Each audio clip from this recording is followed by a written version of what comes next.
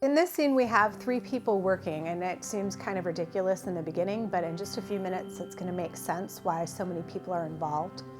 The hot glass is a variety of layers. We've already added the color on at this point. Even though it looks bright orange, it's not. It's a blue in color. So all the layers of color have been added on. They're heating and shaping. They have to do a couple shaping techniques to it before we begin to blow the glass up. So we have different tools that help us do that. There's a block made out of cherry wood. There's also a table that we can roll the glass on called a marver. And these are all tools that help us adjust and shape the glass in addition to blowing through the pipe. That's how you blow the things up and make it bigger. So this table here, the marver, it gives us a nice even skin on the glass. And it's being shaped to go into this mold that's going to give it some ridges. The ridges will push and manipulate the color slightly so that it creates a really interesting pattern. Kind of reminds me of one of those carnival balloons that you blow up. This tool here, the jack, is one of the most used tools from the artist. You're going to see us use that quite a bit. And another tool is the heat. The glory hole here at 2100 degrees allows us to heat the glass. And we could use this glory hole all day if we needed to. We just use it for 20 to 30 minutes for this particular piece. So this is going to blow up probably the size of a large cantaloupe. These discs that go on the wall for the client's home, we decided to make, I believe there's just under 20 discs that we're using for this particular piece. And so we're doing them in a size that makes sense for us and the client's home. One of the tricks to glass blowing is keeping things on-centered. Rolling the pipe is how you keep the glass. You have to roll the pipe the same speed as the glass is moving.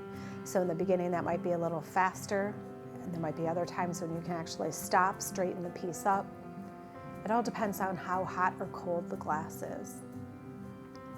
The next step is to add a small bit of glass. It's going to serve 2 purposes. One, it's going to allow us to break the glass off the blowpipe so that we can get near the opening. The other is, this is the hanging structure. When this is completely cooled, we're going to tie some metal onto this and glue it in there, so that's going to be the structure that holds the piece to the wall. So when all the glass is joined in a molten format, it all sticks together and allows us to shape it. These are tools that we design based on the job. We have a full metal shop that we use to make the products that we need, the hanging devices, the tools, why we shape it. Since each piece is custom and handcrafted, one of a kind for the client, we need to be able to make these metal shapes specifically for the client.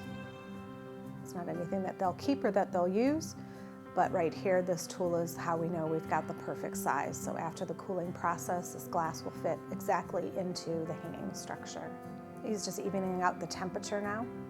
We have torches that can help us heat specific areas on the piece until we move to the next step. Now, this separate rod that's attached to the bottom is going to be the new holding device. The glass is going to be broken off the main blowpipe, and in doing so, it will leave a small hole there, about the size of a quarter. That's how the air came through the pipe and went into the piece, and now we need to stretch that out. So because that part was cold, it gets reheated here. As it comes out, you'll notice it's bright orange. It tells you that the glass is nice and hot. You'll also notice the artist is very careful to hold the pipe level, and by doing so, it keeps the glass in its round format. If you hold it down or you hold it up, the glass is a liquid. It's going to move. Gravity is going to pull it, and it's going to become off-center or uneven depending which way you push and pull it. This is clear glass. It's being wrapped around the top, kind of to seal it and give it a decorative clear optic on the edge. And here it's getting 2 extra patties put onto the lip of it because we're actually looking for an oval shape. Now, using scissors, you think it might be sharp, but actually it's still molten, and they're going to fuse it together. They're going to heat it up and make it all nice and soft again. So back into the glory hole where it can be heated and softened so that the opening can be stretched more.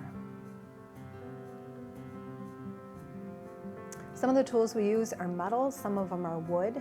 There's a wooden shield protecting the artist's hand from opening it. Pieces like this get very hot, and this will be the last shaping. So the next time it gets heated, it's going to be so hot and so molten that the craftsman will be able to spin it open on the last try. So this is what we need. This is the finished product that we need. The extra glass that was attached to each side creates a really beautiful optic, adds a layer of dimension to it.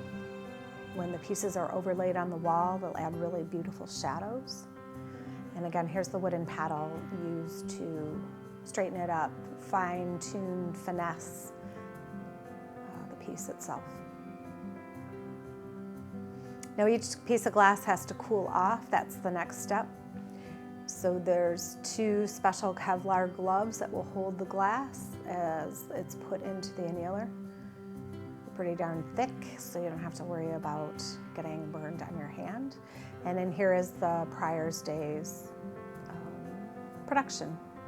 So you can see the optics in the piece, the reflection of the dips in the glass, the extra clear glass on the rims, the hanging device. All of these colors were specifically chosen for this client, so they match the decor of the home and have an overall theme in the finished sculpture.